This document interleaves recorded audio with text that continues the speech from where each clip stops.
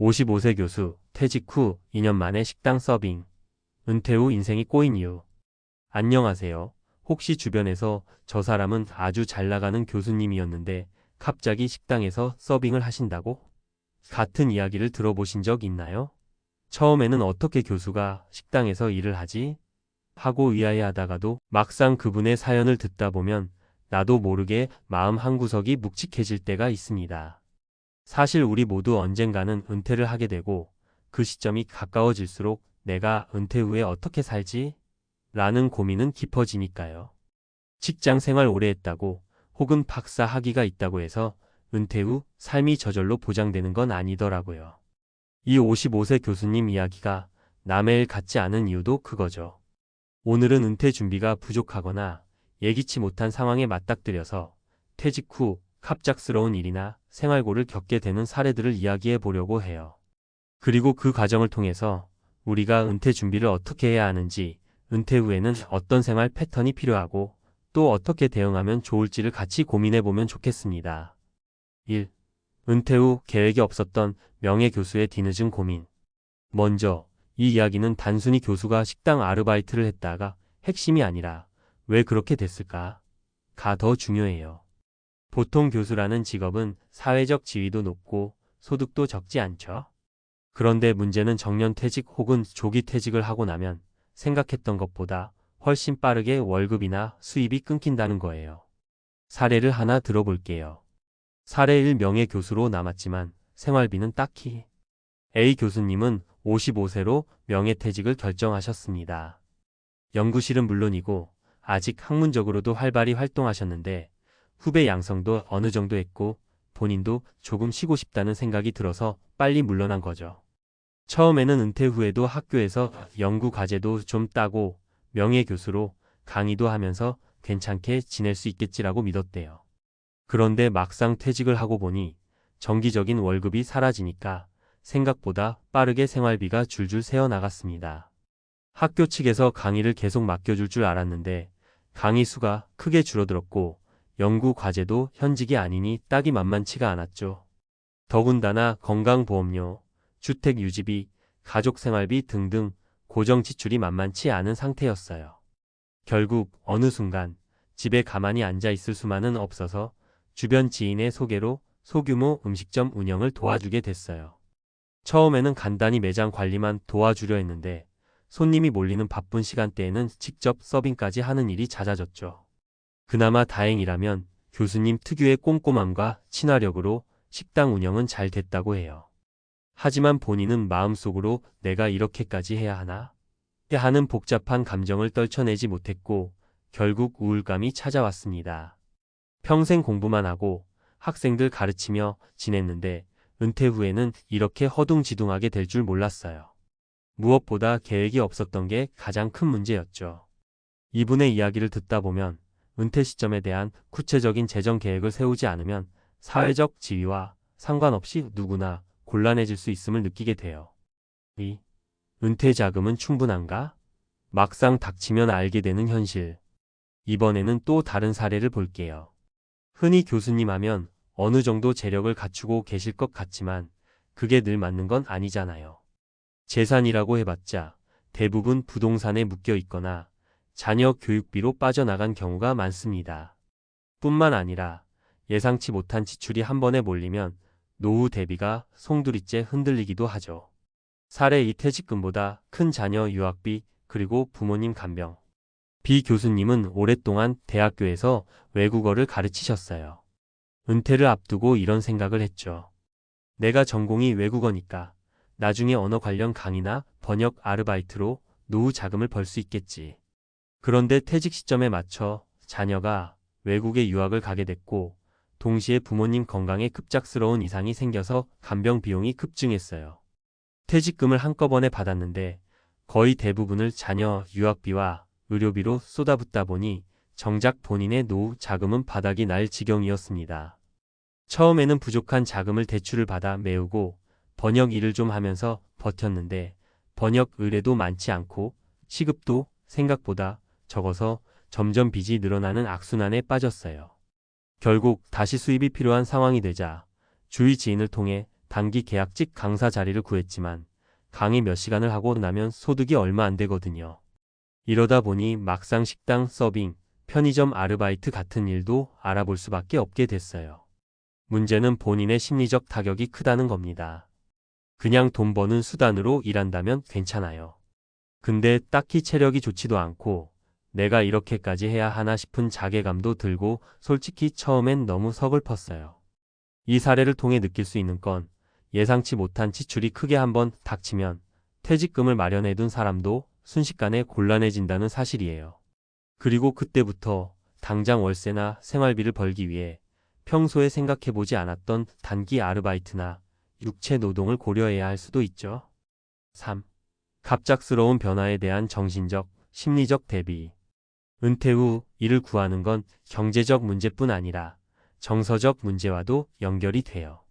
사회에서 누리던 지위나 역할이 사라지면 나는 이제 사회에 쓸모없는 사람이 된 게 아닐까 하는 우울감에 시달리기도 하고, 그동안 유지해왔던 교수님이라는 타이틀이 없으면 인간관계나 커뮤니티 참여도 줄어들게 되죠. 사례 3. 은퇴 후 우울증으로 고생한 C 교수님. C 교수님은 전공이 철학이었어요. 철학과 교수로 재직할 때는 학교 내외부에서 강의와 세미나 요청이 많았고 학생들과 철학적 담론을 나누는 일에도 흥미가 가득했죠. 그런데 퇴직 후 자연스럽게 학교 커뮤니티에서 멀어졌고 세미나 요청도 뜸해지다 보니 하루 종일 집에서 시간을 보내는 날이 많아졌어요. 겉으로는 이제 푹 쉬면서 책도 보고 글도 쓰고 하고 싶은 거 하겠다고 했지만 막상 시간이 많아지니까 오히려 할 일을 못 찾겠더라는 겁니다. 무엇보다 경제적 보상이 따르지 않는 활동을 하다 보니 내가 이렇게 한가하게 지내도 되나 하는 죄책감이 들었다고 해요. 결국 급격한 우울증을 겪으면서 외부 활동을 전혀 하지 못하는 지경에 이르렀고 주변 지인 권유로 소규모 토론 모임이라도 참석하자고 해봤지만 이미 마음이 무너진 상태라 쉽게 발걸음을 못 떼었대요. 그나마 다행인 건 가족과 친지의 적극적인 도움으로 전문 상담과 취미 활동을 병행하면서 서서히 회복했다는 점이에요. 이후에는 교수 타이틀과 상관없이 내가 하고 싶은 일, 나눌 수 있는 일을 찾으려 노력했고 자그마한 독서 모임 운영이나 온라인 글쓰기 플랫폼에서 활동하면서 조금씩 자존감을 되찾았다고 합니다.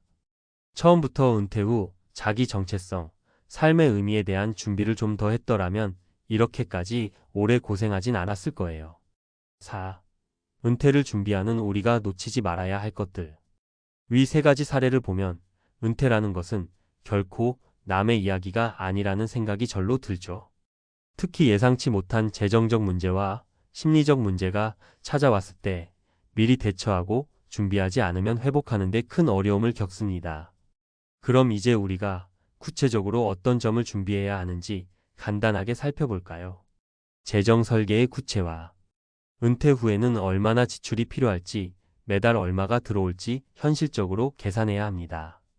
명예교수로 강의 수당을 조금이라도 벌겠지 같은 막연한 가정보다는 최악의 상황까지 염두에 두고 플랜 B, 플랜 C를 마련해 둬야 해요. 바로 일할 수 있는 작은 일거리 찾기.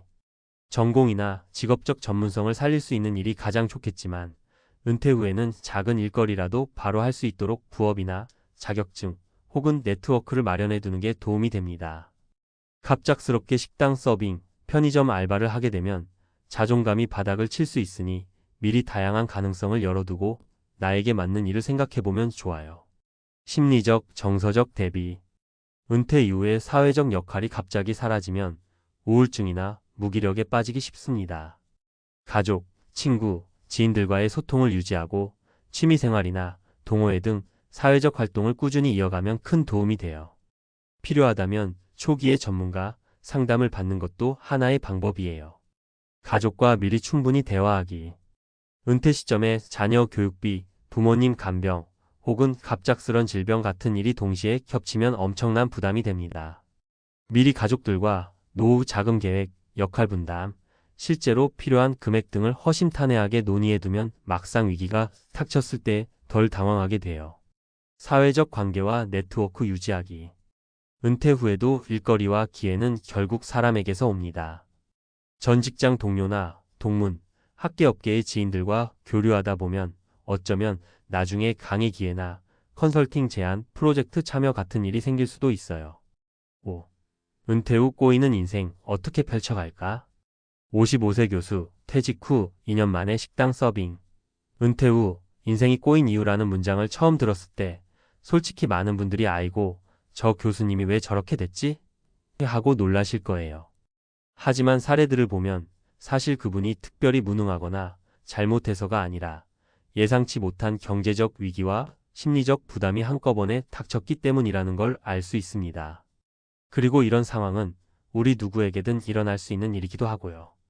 은퇴란 것이 꼭 끝이 아니고 또 새로운 시작이라는 말도 있지만 그 새로운 시작을 어떻게 맞이하느냐가 상당히 중요합니다. 한때 교수로서 연구와 교육에 열중했던 분이라면 그 경험과 지식을 다른 방식으로 사회에 환원하거나 새로운 일을 하는 계기로 삼을 수도 있어요. 반면에 아무런 준비 없이 시간이 흘러버리면 갑작스러운 비용과 생활비에 허덕이다가 여기저기서 아르바이트를 찾을 수밖에 없는 상황에 내몰릴 수도 있고요. 결국 핵심은 은퇴 전부터 현실적인 재정 설계와 은퇴 후 정체성 재정립을 미리 고민하는 겁니다. 그리고 실제로 은퇴 후 생활이 시작되면 주저 말고 작은 기회라도 붙잡고 주변 사람들과 적극적으로 교류하면서 마음의 문을 열어두는 태도가 필요하죠. 우리가 흔히 은퇴 후에는 편하게 쉬고 싶다라고들 말하지만 쉬는 삶은 생각보다 오래가지 못하고 지루해질 수 있어요. 그러니 큰 돈을 벌지 못하더라도 자신이 좋아하고 잘할 수 있는 일을 찾아 도전해보는 게 정신 건강에도 삶의 보람 측면에서도 훨씬 유익합니다. 마무리하며 누구나 한 번쯤은 나도 은퇴하면 마음 편히 살고 싶다라는 생각을 하곤 합니다. 그리고 그게 나쁜 건 아니에요. 다만 그 평온함을 가능하게 하려면 보다 구체적인 계획과 내 삶에 대한 성찰이 필요하다는 거죠. 55세 교수, 퇴직 후 2년 만에 식당 서빙이라는 사례가 주는 교훈은 분명합니다. 은퇴 후 인생이 꼬이지 않으려면 적어도 미리 여러 시나리오를 그려보고 재정적으로나 심리적으로나 대비책을 세워둬야 한다는 거예요. 그리고 설령 예상치 못한 일로 인해 한동안 힘겨운 상황에 빠진다 해도 그때는 스스로를 너무 탓하지 말고 새로운 길을 찾기 위한 적극적인 방법을 모색해야 해요. 만약 여러분도 현재 은퇴를 앞두고 있거나 이미 은퇴했는데 계획대로 되지 않아 고민이라면 나는 왜 이 지경이 되었나? 파고들기보다는 지금부터라도 내가 할 수 있는 일, 하고 싶은 일을 작게라도 찾아보자라고 생각해 보시면 어떨까요? 은퇴는 일의 끝이 아니라 또 다른 삶의 챕터가 시작되는 계기일 테니까요. 오늘 이야기를 통해 혹시라도 지금 은퇴 시점에서 고민이 많으신 분들께 작은 힌트가 됐으면 좋겠습니다. 그리고 이미 어려움을 겪고 있다면 나만 이런 게 아니구나 하고 조금이라도 위안을 얻으셨으면 해요. 앞으로 인생의 다음 페이지를 어떻게 써나갈지는 결국 우리의 몫이니까요.